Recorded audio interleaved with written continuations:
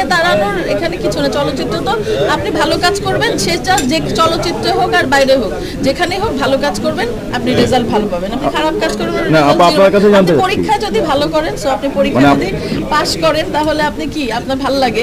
আর আপনি পরীক্ষায় যদি গোল্লা পান, যদি কোনো কিছুই পরীক্ষাতে আপনি কি কিছু না লিখতে পারেন, তো সেখানে তো গোল্লা হবেই।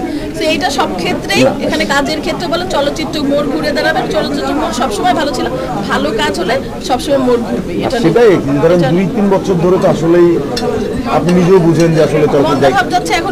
এখন যদি 2018 যদি না হয়, নিয়ে ইউটিলাইজ করতে না পারলে সেটা তো আমাদের দোষ না। আপনারা যদি কাজ করতে না পারেন, আপনারা যদি